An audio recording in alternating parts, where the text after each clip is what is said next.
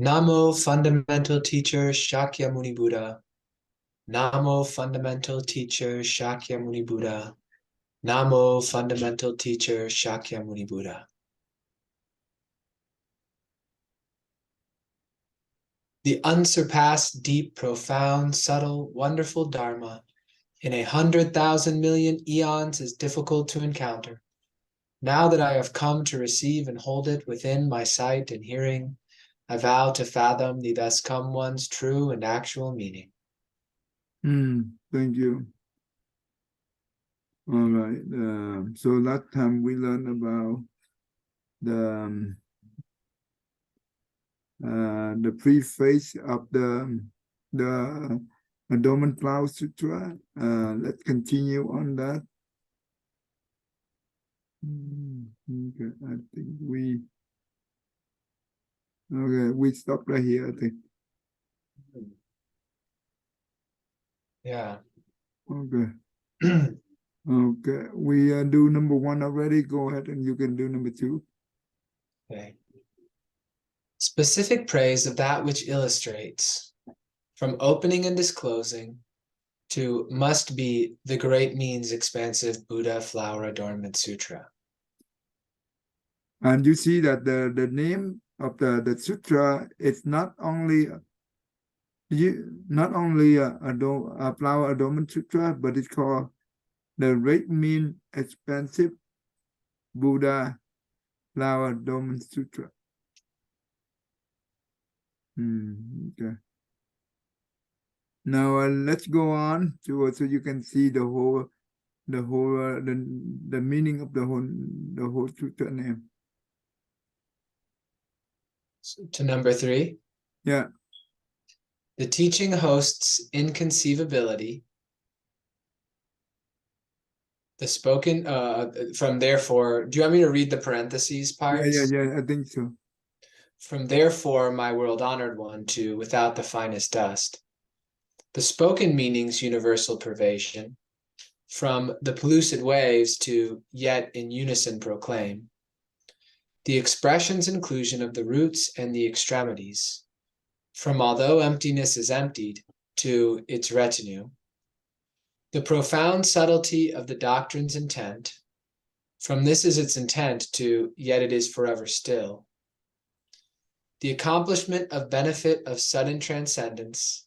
From truth and falseness interlink to in every dust mode practices fulfilled.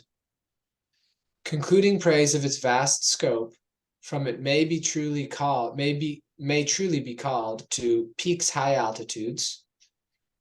Grateful rejoicing at the encounter, from hence the Bodhisattva to but jump for joy. General explanation of the title, from the title reads to, therefore it is called, the Great Means Expansive Buddha Flower Adornment Sutra, the World Rulers' Wonderful Adornments, Chapter 1. The world rulers are the rulers of the world, and of what transcends the world. All kings in the world are worldly rulers, while the Buddha is the ruler of what transcends the world. The wonderful adornments are those of Dharma doors. Dependent retribution and proper retribution are both wonderful adornments. Being subtle, wonderful, and adorning. This particular chapter is arranged as the first among the 39 chapters which comprise this sutra.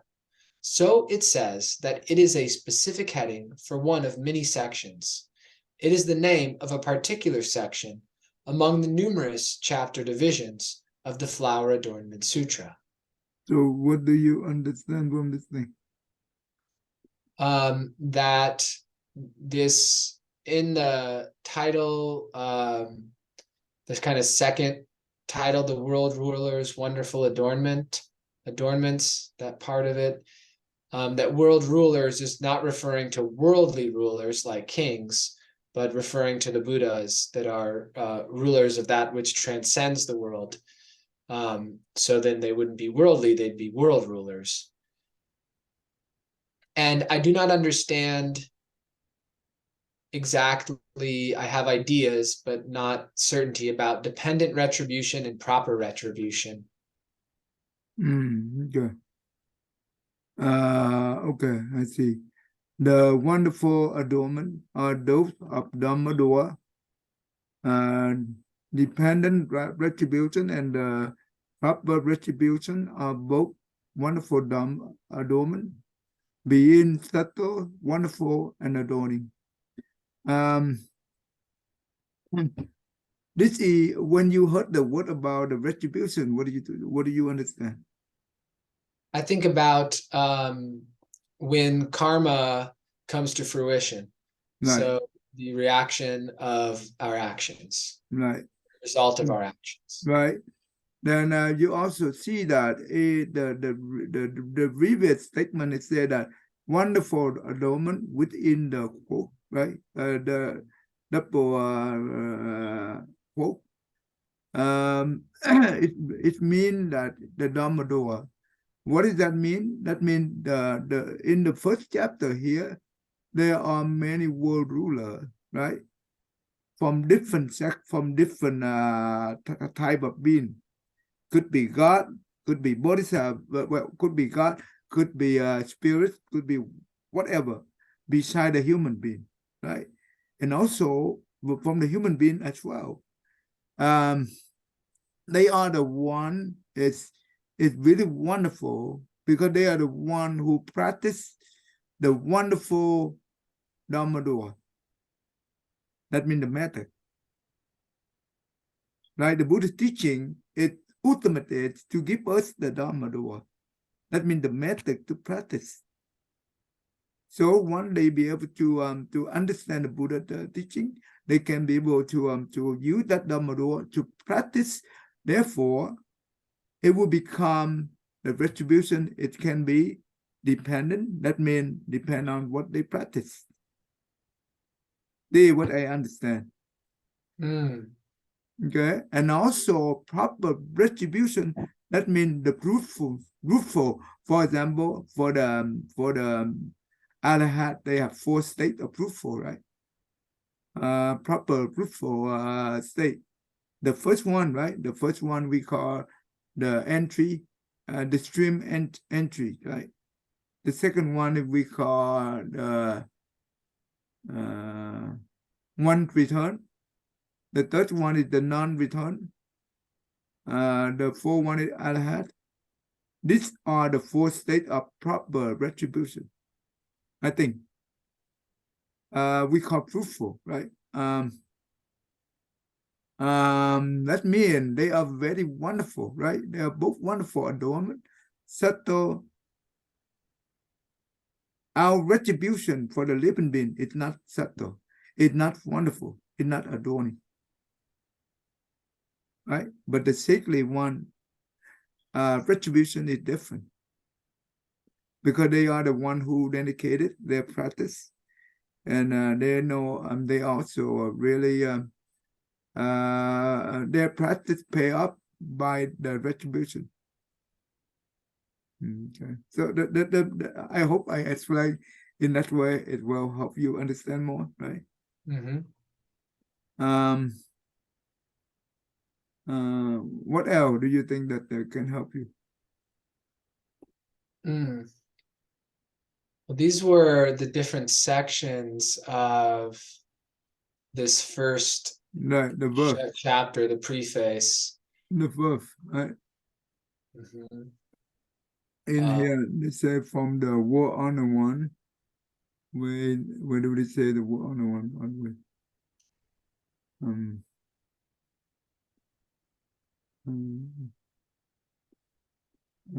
Okay. No.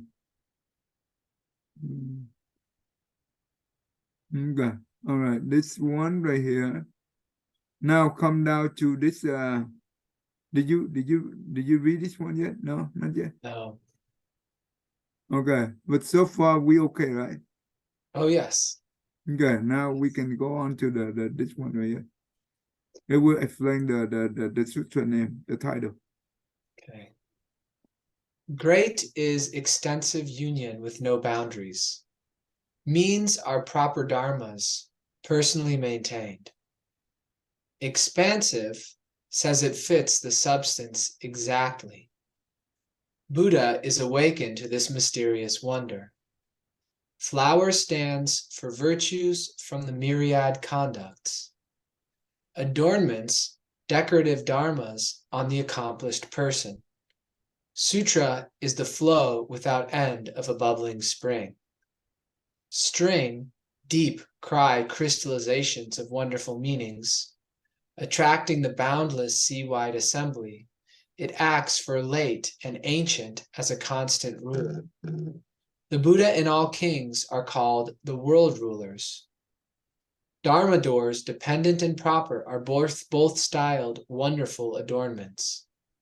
In dividing meaning units and assigning chapter names, what caps the other sections is called number 1. Yeah, that rate is extensive union with no boundary. What do you understand? That the first word of the title is meant to signify that this Dharma is, this sutra is extensive. It has no boundaries. There's nothing outside of it, of its the wisdom that it leads one to if fully applied. So usually when we use this term of rate in the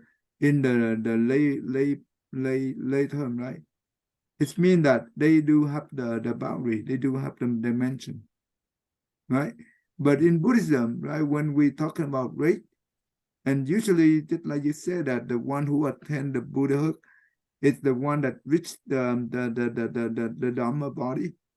That rate, it comes from the great compassion, great loving kindness generate through from the bodhicitta. This rate have no boundary.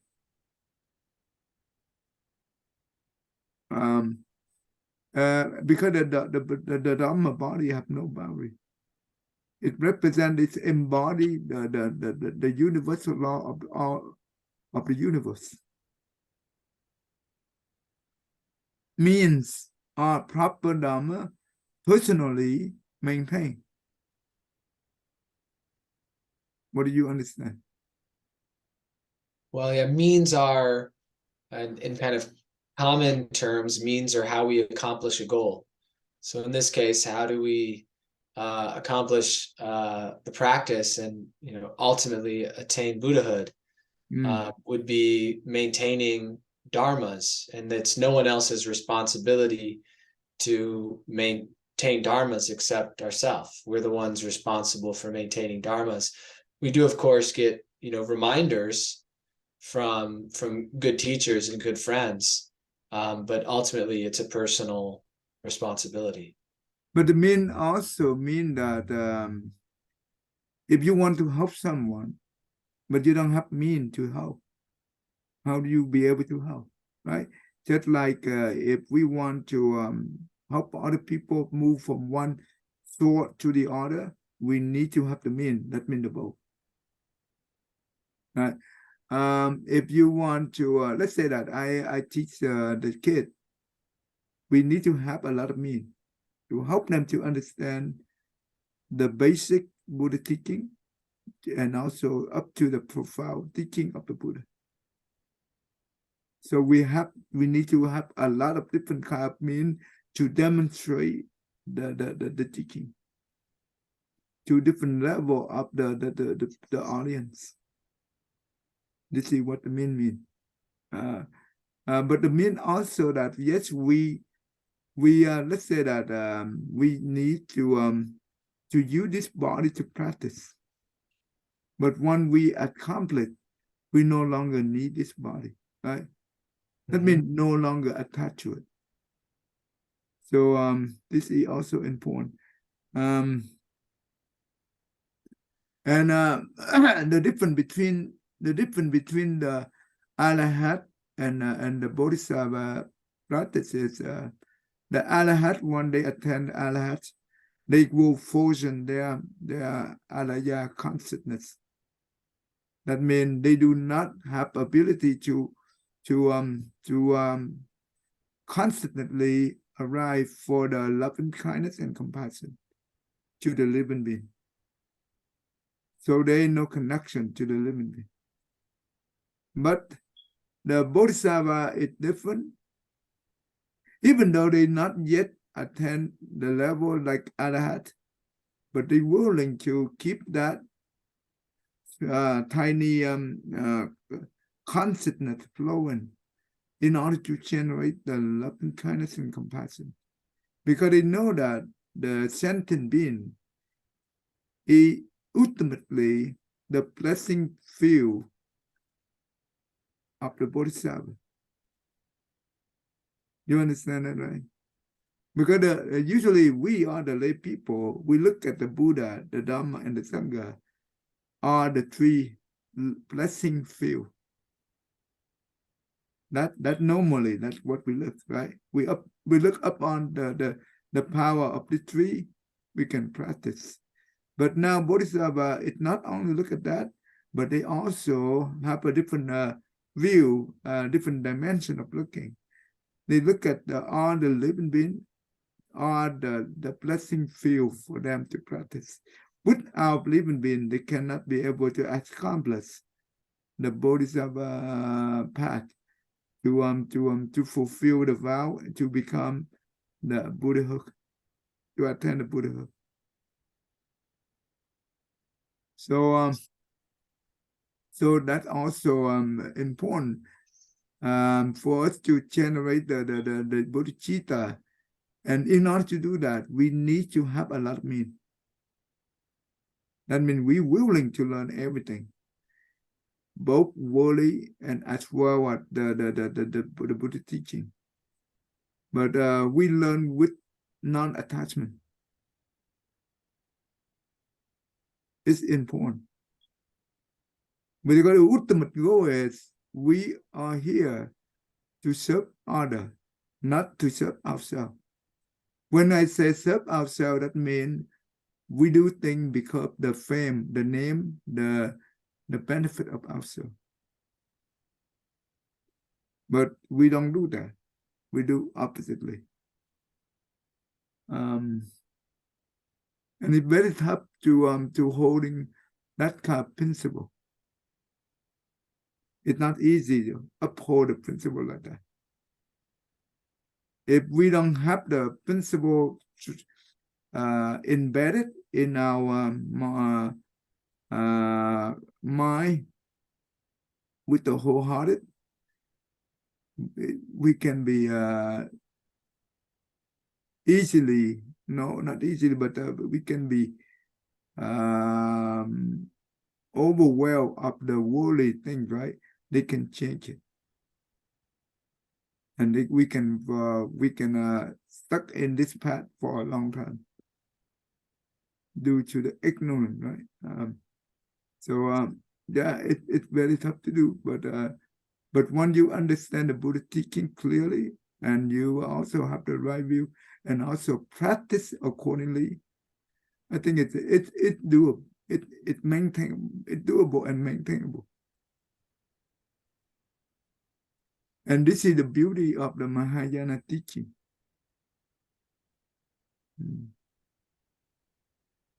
Okay, go ahead and okay. expensive. Oh, expansive, yes. So says it fits the substance exactly. And in this case, the substance, I mean, it makes me think of the Dharma body, of the Buddha nature. The whole, so this teaching fits the Buddha nature. Yeah, you can say that. The expensive and the rate, they are also have almost the same meaning, right? Yeah, they seem very similar. Right. But the difference between the two is very subtle. the expensive in this term, you just like you said that it's it's just like the Dhamma body. That means it's wide, just like the whole universe. Nothing, and that means it's everywhere, right? That means the mind, that the Buddha mind, it's very expensive. Yeah. I think of an analogy, and I've used this analogy before. And let me know if this is a right way of thinking about it. Um, like our clothes fit our body. You know, our clothes can be too tight, or they can be too loose, or they can fit just right. Kind of like an explanation of how how things work, or what truth is. Like I'll use something like simple, maybe a like a physics equation that explains how if you drop a ball, how quickly it will fall. You know, it can really precisely describe, if you know all the details about the ball and what sort of air it's moving through and any like winds, or if you know all the details, the equations can really precisely describe when that ball will hit the ground. Now they're not the ball hitting the ground, but they can like fit it very closely. They're describing the law kind of like clothing would outline a person's body. Wow, So, okay. You bring up a very good point. Wow, okay, keep going. well, that's the idea. That's what I think of. Okay, I will use your understanding. I will add on to it. Before Galileo, right? Galileo is the one that who first invents the telescope, right? And he the one who found out that the sun is the center of the universe, the Mhm. solar system, not the earth, right? Everything have to orbit around the sun, not around the earth. I think there were indigenous cultures who knew that before the Western world. I can't remember which ones, but I think there were some South American cultures maybe that there's evidence that they knew the Earth orbited the sun. But I'm not sure. But in our Western world, yes, that's my understanding. But the Christian, right? I think the Mhm. Catholic, Brahmin, they you know what? They are the one say that no, the Earth is the center of the solar system, Mhm. and that's why they force him, and they imprison him at home, right? Instead of in the prison for many years. And before him, everyone say that when the object fall, right, free fall, the heavy object will fall faster. And he said, no, that's not true. Okay. He the first one who be able to find out that doesn't matter what kind of object you have, heavy or light, they will have the same acceleration. That means 9.8. I think a meter square per second. I think Mhm. the free fall. Let me Yeah, see. Let me see if I remember that correctly. you're gonna pull up the equation. Nice. Yeah. Yeah, You took physics in college? of course. Yeah. Before acceleration before yeah, 9.8 meter, they call meters second square, I think. That's what they call. Mhm. Okay, hold on. Let me see. The formula that should be, but they should have I want to see There you the go. I think it was right there. If you where. scroll up a teeny bit more, just above there, isn't that it? Or wait, what is that? Acceleration equals the change in velocity divided by the time. Yeah, that means 9.8 meter per second, right? That means it's per second square, I think. Is that what they say for second square? Well, I think, yeah, because it's 9.8 meters per second, it ends up being 9.8 meters per second squared when you do what its velocity is. Yeah, let me Because make sure. if you divide by a second, it's Yeah, like right those here, are right here, both, yeah. right here. You see that? Mm-hmm. And you know what does it mean? It mean that doesn't matter the heavy object or the light object. It will have the same acceleration. That means 9.8 meter per second. That means velocity per second. Mm-hmm. This is a very good one. It will fit with this one right here. Just like expensive, say it fit the substance exactly. Doesn't matter whatever the object is, it will have the substance of those objects will be fit very perfectly for the object. Interesting, very interesting. Um, So he, the first one, found out this one, and he had many experiments, and you saw the word. This is how it looked like. But many people say, no, that's not true. That's not true. Yeah. And he's Um, killed but for what it, I think. but what does this mean in Buddhism? It means in Buddhism it's depend on our practice, right? We will certain level we will gain certain proper fruit, right? And due to that's why the substance will be also fit accordingly for the for different level of the practice, I think. So this expensive will go without limit. Because one we have the vow and we have the vow to practice to benefit the living being.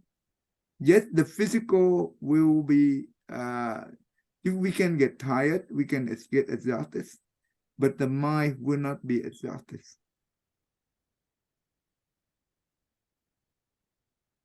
Because physical we do have limit, but the body mind do not have limit. Yes, we get exhausted, we can rest, and next day we wake up, we do again. And it keep going like that. This is the force of this thing is unbelievable. You cannot believe it. That how much force you can use it and you can go for. I remember that when I was the lay person, right? I also teach kids many years, but I do not teach many class like this in the past. But when I become a monk, I don't know. I'll be able to maybe the blessing I have from the previous life, I guess. I'll be able to understand the Dharma very clear. And therefore I use the Dharma to I pray different scenario with the same teaching for different group. That fit the substance exactly. I remember one time that beginning of the March 2020, right? I was only for 6 months a novice monk. And that was the time they locked down in, I think, April 2020. And many parents asked us to provide some kind of teaching online for the kid. And we did. I and myself and my teacher, my master, we both teach. I taught 3 classes for 3 different levels. kindergarten to second grade, third grade to sixth grade, and seventh grade to other above. Anyway, and I pray different teaching. I have to research and lay out the material for different level. And we thought that 5 days, at least from Monday to Friday, every day for almost more than 1 year. Yeah, that was the time is very exhausted, but I'm very enjoy of teaching them. Yeah, that's important. One, we have the vow, and that the vow will drive us into the direction that we want. It's important. Okay. The Buddha is awake to the mystery wonder, right? What does it mean to us? This is a like definition of the term Buddha. So a Buddha is awakened to, has one could say, like, I think, dissolved into the reality of all things, in a sense, where the individual self is completely gone, but there still is the nature, the seeing nature, the hearing nature, and there's no obstruction. So having like realized the Buddha nature, as opposed to being stuck on an individual sense of self, there's no desire or anger or fear or ignorance to obscure the true law. So all, like, all things are clear, and seen without error. And so that leads to nothing possible but correct action, and wisdom and freedom. Yeah, mysterious wonder, right? It's very mystery that no one can be able to understand the awakened one, the Buddha, right? And I accidentally watched the video about quantum, and I rewatched that many different quantum physics. I try to understand what does that mean, and it's very close to the Buddhist teaching, the Buddha teaching. The quantum field, right? It's they are two different forms: the wave form and the particle form. Okay, but the wave form, it will somehow transform into the particle form, but they don't know how that transform into it. For example, there are two particles. If one particle happens something, the behavior, instantly the other particle will have the same behavior, but without link, no link. The distance of the two particles can be near, but even you can put the two particles billion miles away. They will have the same effect. And this is what they call quantum enhancement, because they cannot explain why. And later on, I will use this quantum to explain the Mahayana teaching in relate to the Buddha Dharma, as well as the transformation body. This will come to that, and that due to the advent of the science, the Buddha teaching become very clear and clear. So that's good. Anyway,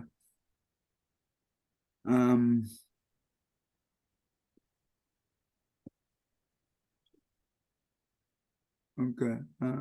Let's see. Flower stands for the virtue from the moderate conduct. When we say moderate conduct, what kind of the conduct can we call moderate? Oh yeah, myriad. So Myriad? You call myriad? Okay. I would think that because appropriate conduct would vary by situation, depending upon, context, what other beings or humans were there, what realm one was in. So we couldn't say that there's always one correct way to behave in every situation, but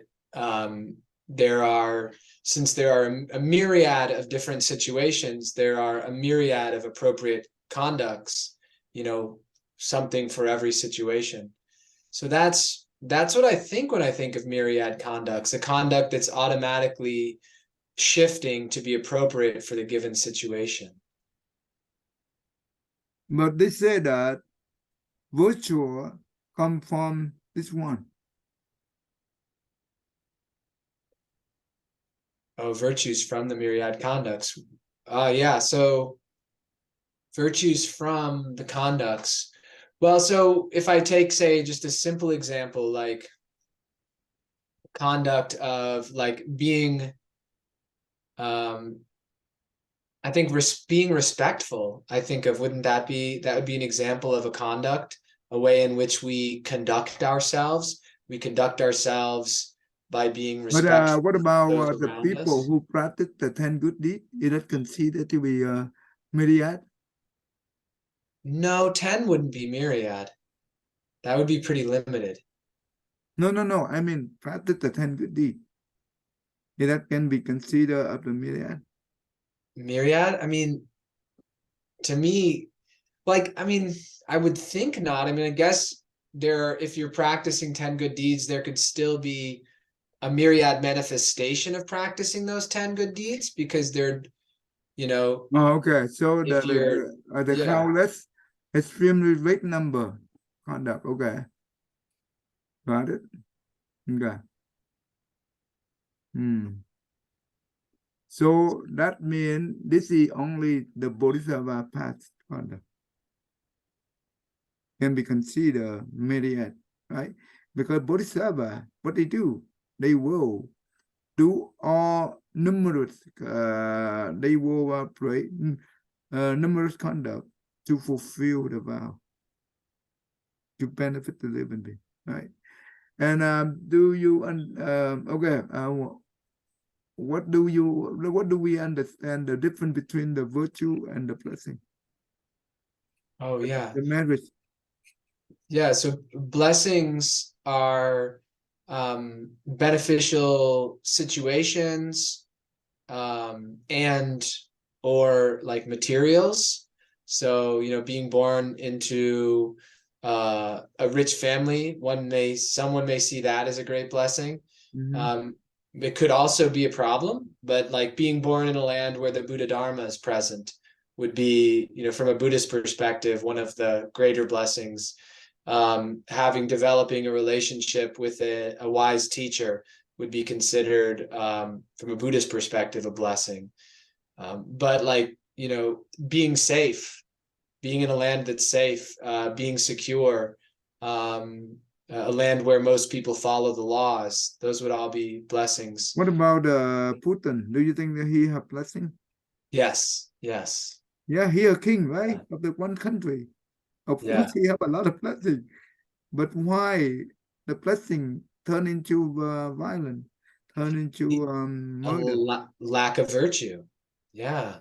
Lack of virtue. So, I mean, virtues are expressed in an absence of greed, an absence of anger, an absence of ignorance. So if our mind is separate from those poisons, then virtue is our natural expression. So if we're So, but not, when they do all the good deeds to generate the blessing, does that help them to transform the poison mind? um, not necessarily, because if one really, if one believes in the law of karma, and simply does good deeds in order to get something, then it can be greedy. because they're not doing it out of compassion. They're doing it out of self-interest, and they're reaffirming their self-interest. So at some point in the future, since they've been practicing seeking for their own self-interest, at some point in the future, if they need to hurt someone in order to protect their own self-interest, then they're very likely to do that, because that's what they've been practicing, is protecting their self-interest.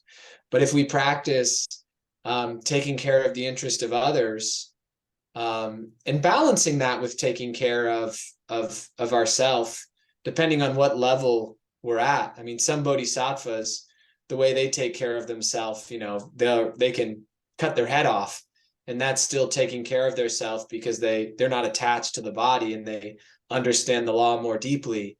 But for most of us, there's going to be a balance between taking care of ourself and our ability to remain stable and be able to keep giving and to remain healthy. But so it's around balancing our interests with the interests of others and being considerate of others as well. I last night I teach a little girl. It's C7 grade. And when I was in California, she only about by now she's 12 years old. When I was in California, about 7 years old, 6 years old, something. I teach her, and you know what? When I become a monk, about to become a monk, right? And I asked my teacher, myself, I told her that because she have very good root in Buddhism. Her mind very mature, and I asked her that do you want to become the left home to become a monk in the future? She said that when I am 25 years old. She only 7 years old, and we asked her that why wait until 25? Because I need to finish my college degree. I said, wow, that's good. And now, you know what?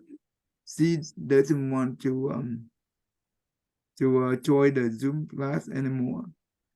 You know why? Because the gadgets, the game control her. Oh, video games. Yeah, that's crazy. And she have a lot of weird behavior toward the parent, and that's why the mom called me. And I talked to her last night, and I told her that I did remind her what you said in the past, and I said that you really have a very good root in the past life. That's why you have a lot of good dream about to see the Buddha in your dream or Bodhisattva. And that kind of root is not easy, right? But if you don't continue on to practice, and those things will go away quickly. I say that I distinguish the difference between the blessing and the virtue. The blessing that we can use money and our own labor to help others. Even though we have a billionaire, we can use all those money, all the wealth we have to help others. That's good. But those things is only for the blessing. They come from external. Those things, yes, will be exhausted when you use it. But you know what? What happens if we get angry, or we someone trigger our anger? We get angry just like Putin. We burn all the blessing very quickly. And the virtue is different. How do you generate the virtue? I put in the simple way for her to understand. The person who respects the parent with love and kindness and compassion, this is the virtue. The virtue you practice requires patience. One conduct of the virtue, even though the billionaire person, you are the well that you have to help all the people in the world. All those conduct uncomparable to this simple virtue. And I asked her, do you know why? Do you know why, William? Well, like you mentioned, that blessings can be used up and be exhausted, but the source of virtue is inexhaustible. If Why it's we not acceptable? Yeah, it's inexhaustible. Yeah, I know why. Why it's Oh, why is it inexhaustible? Because I mean, it can't, it's not used up. So if we have compassion, um, there's always a reason to be compassionate. There's never a limit on that, unless we turn away from it, unless we decide that we're gonna, focus on just our own interests. But compassion has no end, because like living beings are infinite. There's not like I told her that because the virtue comes from the inner. In order to practice the loving kindness, you have to practice the patience. This kind of patience will help us to have virtue. This one will be a part of our own nature. The person who be able to practice this is the person who have wisdom. The one do not have wisdom, they cannot practice this.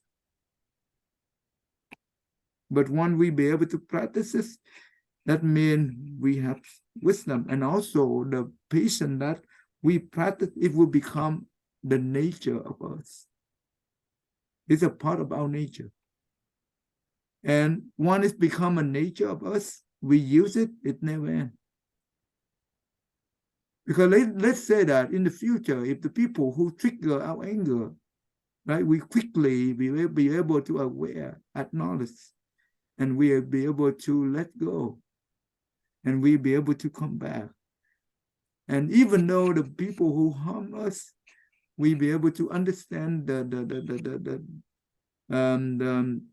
law of cause and effect, and we are able to practice love and kindness and have no ill will against that person whatsoever. So the blessing always generated from the virtue.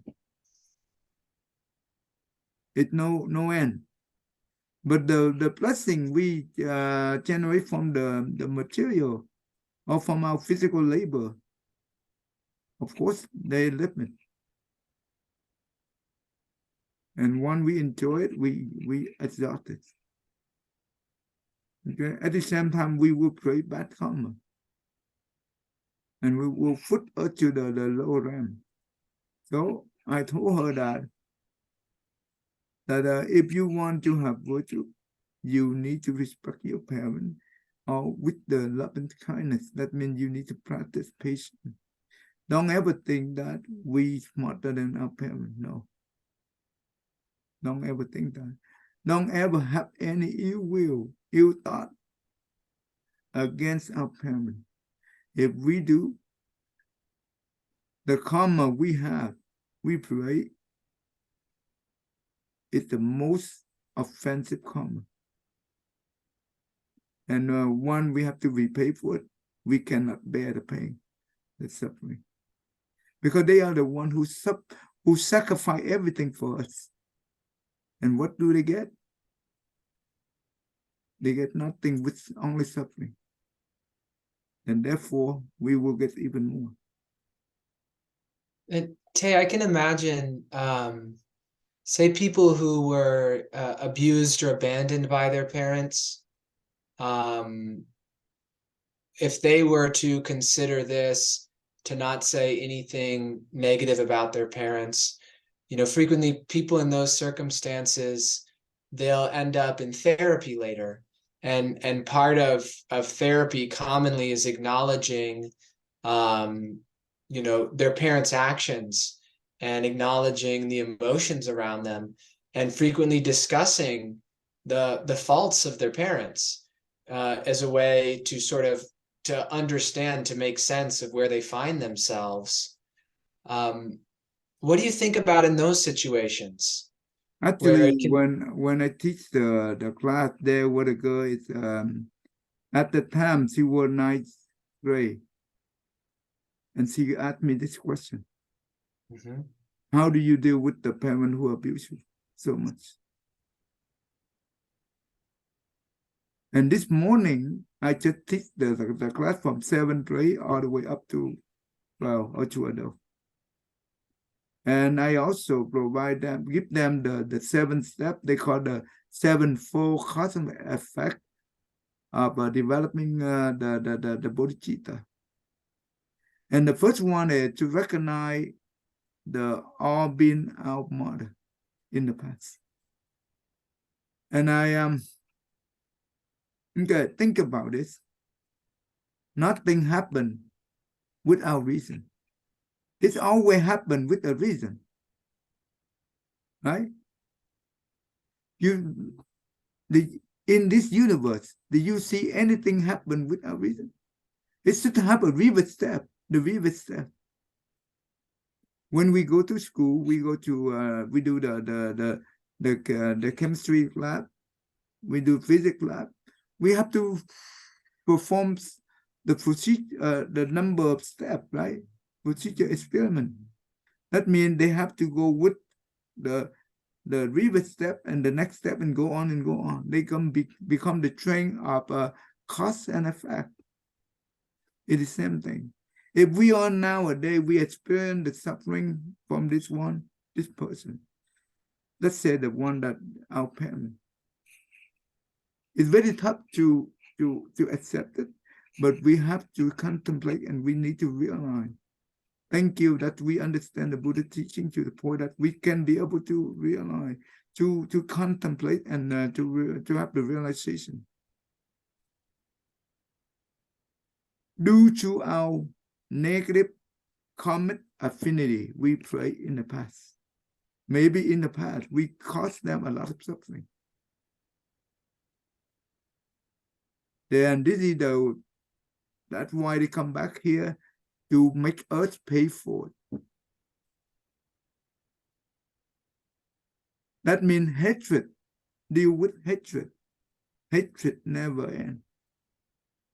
If we want to end this negative affinity, then we should not create negative affinity for the future. How do we do that? We need to practice the bodhicitta. That means the love and kindness to forgive this person. Doesn't matter what they do. It's very easy to say, but it's very tough to practice. But we do have the Dharma, the teaching. Later in the Sunday class, we will come to that, and I will show you. But right now, I will show you quickly here, so you can understand it.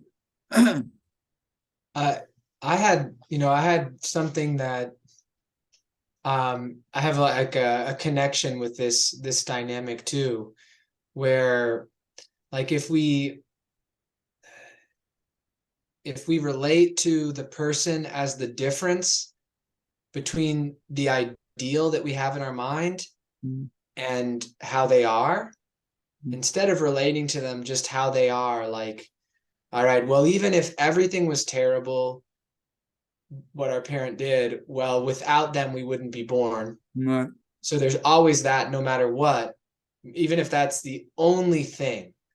But if we relate to the difference between how they are and how we think they should be, then like we'll always be upset. Yeah, that's right. Until we just like relate to them how they are. And it reminds me of like the way that in osteopathy, the deeper ways of treating, we don't go looking for the problem to try to solve a problem. We go looking for the solution first, which is like the flow, the fluidity, the openness. And then that flow and that fluidity and openness will help to solve the problem. Yep. Yeah, That's I'm thinking why. about someone in my life right now, not a parent, but a sister, where our relationship is like it's completely unsatisfactory, Mhm. and I've been unable to improve it. Um, so, but please go ahead, Tay. This morning I teach the kids like this. I also bring this up to you sometime in the past, I guess. So the first thing is the one that causes the problem, right? We need to contemplate. Yes, nothing happens for without reason. It always have a reason. Yes, we due to our negative affinity in the past, we suffer them. Now we here we are the result of this thing, and we are been distributed in this way, and we have to be suffer like in this way. So, but how that mean? But if we do not have the practice, the Dhamma, we will generate a lot of resentment. So, what we do? The first thing is in Buddhism, we believe in the reincarnation. And we have undergone many countless past life. Each past life we have one pair of parents, and that means how many parents we have? We have countless parents in the past. That's why the Buddha said that all sentient beings are our parents. Therefore, and also maybe when we were, that means this person right now, right here, could be our past life mother. Because mother is always compassion, right, to the children, compared to the parent. To the father, father is represent for the love and kindness, but the mother is compassion. So maybe they are the one could be our past life parent, and maybe at the time we not maybe we were not the good children under them, right? And we also create a lot of bad things against them, and maybe that's why it brings us here. So what do I do? So we need to recognize they are our mother, the past life mother. So the first step is be recognizing that the person that causes a lot of trouble is our past life mother. The second step is, once we recognize it, we need to remember the kindness and compassion of the mother in the past.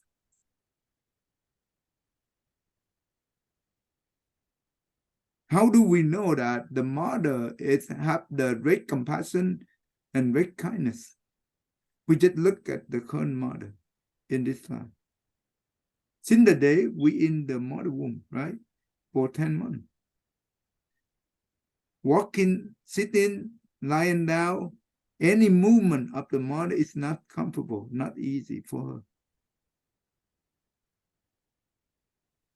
It's very difficult. And sometimes but she doesn't mind. She only care about the unborn child in her womb, right? And sometimes she did not have time to do her own makeup. She cared less about her own beauty, but she always cared the unborn child in her belly. This is the greatest compassion of the mother. And some people don't have mothers like that, though. Some people have mothers who smoke and do drugs, and Right. they think about getting rid of their child, or they try and it doesn't work, and they give their child up when it's born, or they they leave it somewhere, or people throw them in dumpsters. Right. So how, if someone is trying to use that, but they're aware of, they're aware of that, how does one get around that idea that Okay. mother is not necessarily going to always be compassionate? If that's the case, we need to think about this. If we are the one who get the result nowadays, right, for that situation, maybe in the past we did the same thing to her, even more. We dump her, we smoke, we have all kind of, remember the bonding. It's not happen for nothing. It happened for something. Mm-hmm. If we have that kind of person, if we have that kind of mother or father, that means we, the one in the past, are the parent of, were the parent of this person. We treat them like that, or even worse. But the worst thing is not yet come. Right? The worst thing is not yet come. Maybe in the past we make them suffer terribly because we do not have the wisdom to see the past. But the Buddha and the saintly one do. So then, and this is your yeah, it's like, to me, I'm thinking, oh yeah, of course, this is your answer you gave a few minutes ago. So then the person in that position could then contemplate on that ideal, the ideal of the compassionate mother, and how beautiful, and how everyone wishes for that, everyone wishes that that's the sort of mother they have. So then it can be a sort of inspiration for them, right, to embody that and be like that towards their mother in that life, as a way of making recompense for the past life where they had done something to injure her, and leading to their current bad karma. That's very beautiful. It like solves the anger by feeling the responsibility for the current situation. So one's no longer angry, but one can then see how, like, conceive a desire to make it better. But remember, let's say that we do not have the ideal parent, right? We have a terrible parent, and very tough for them to contemplate, to say that this one is our mother in the past, because we do not have ideal one. How do we contemplate that? So what we think, what I think is, I want to be the role model for others to follow. Well, I do not have the mother, the ideal mother that what we explain. Well, I will become the role model parent for our future children. The mother, it doesn't mean to be physical or biological mother. No. For example, I teach the kids. I see the kids just like my own children. Right? And they see me, not only the teacher, but just like their parents all say that I have many children. But I don't need to spend time to raise them they everything is taken care of by other people. So the reason is because I've been through the hardship in the youth time. When I escaped the country, right, I lived with my aunt, my uncle. It's terrible. I was abused at that young age when I was about 15. For many years. And yes, at the beginning, I do not understand about Buddha teaching. Yes, I did have resentment. But when I go to when I in the first I think the first year of college, the university. One day I inside the empty classroom, right? I do my homework. I suddenly the thought come across in my mind. Why should we do the business without profits? What kind of business that without profit? What is that business? That means that if I am the one who carry the resentment against that person, but that who will be the sufferer the most? I, not that person. That person doesn't know that I have a resentment against them. This business I don't want to do.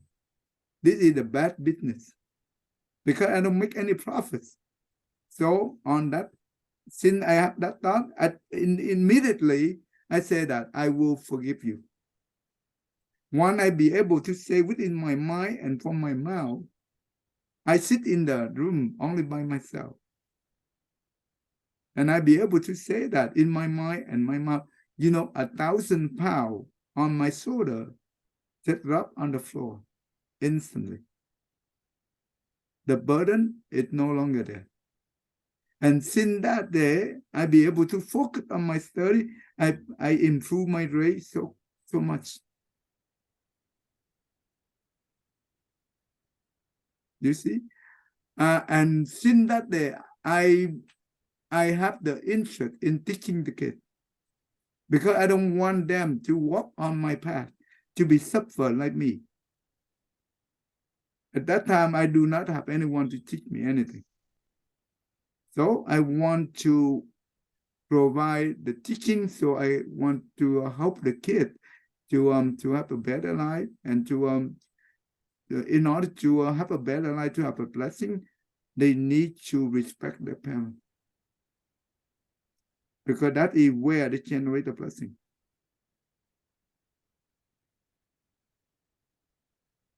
Yeah. So this is the role model I want to live. At that time, I do not know about the Mahayana teaching. But you know what? Maybe we do have the good root in the past that we planted in the past. Instantly, maybe the vow that we make in the past, that invisible power, it come back and it will set the direction for the direction that we can walk. It protects us. So this is important.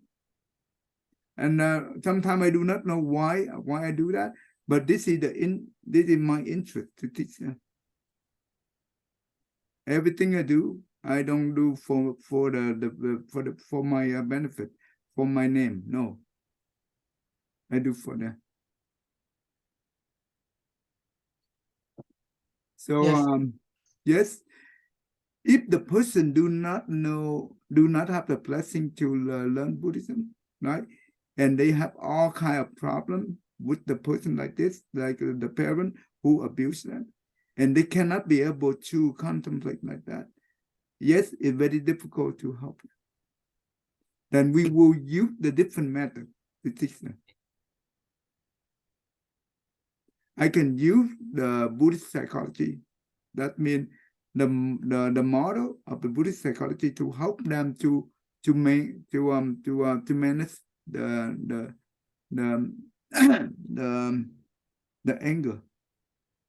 And I will use the psychology to teach them the depression. So there are many different means to help others.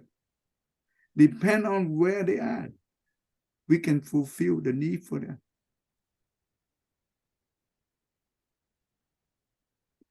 It will fit the substance exactly for that need.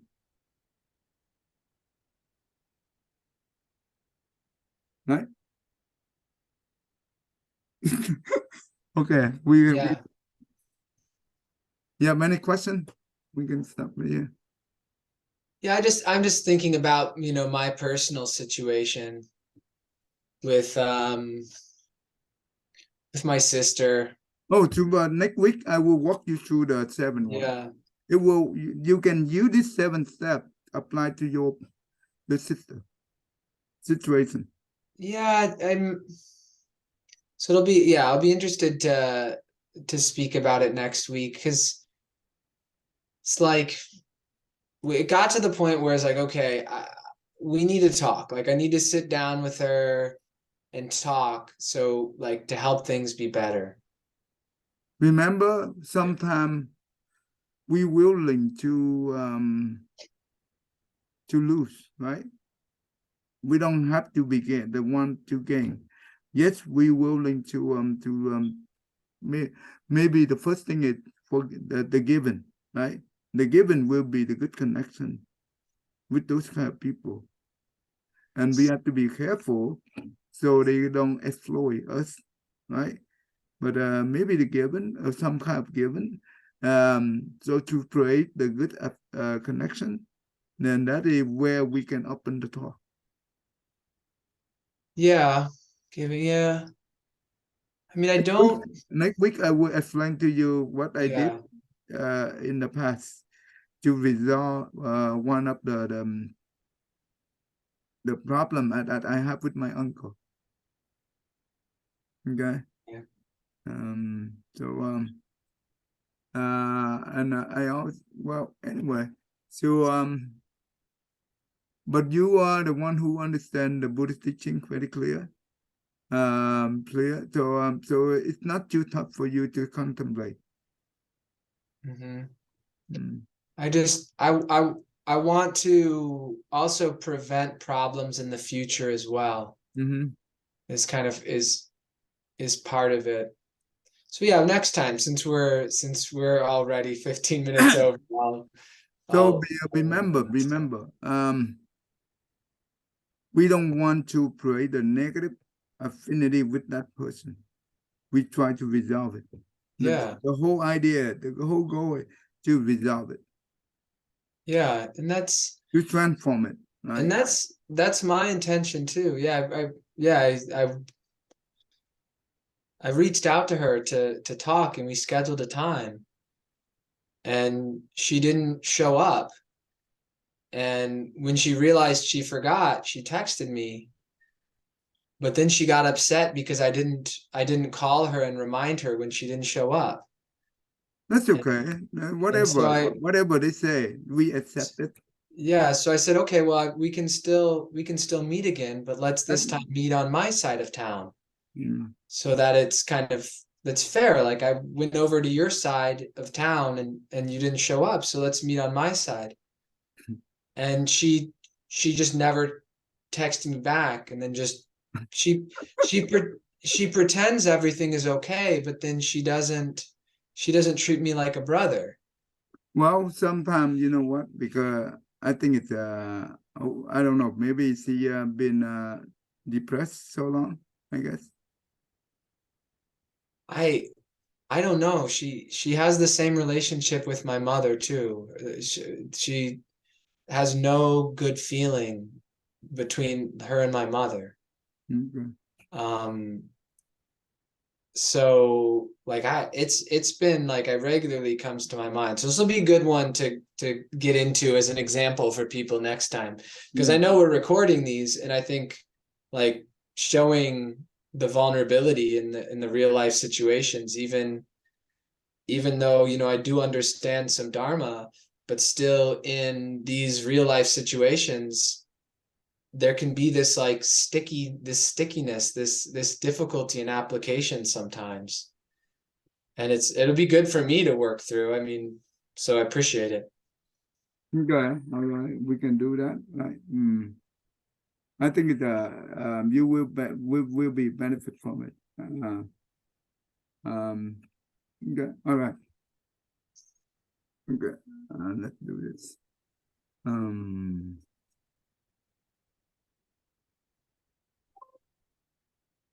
okay, go ahead. May every living being, our minds as one and radiant with light, share the fruits of peace with heart of goodness luminous and bright. If people hear and see how hands and hearts can find in giving unity, May their minds awake to great compassion, wisdom, and to joy. May kindness find reward. May all who sorrow leave their grief and pain. May this boundless light break the darkness of their endless night. Because our hearts are one, this world of pain turns into paradise. May all become compassionate and wise. May all become compassionate and wise. Okay, I see you next week. Yeah. All right, I'll see you next week, Tay. Mm. And these are all on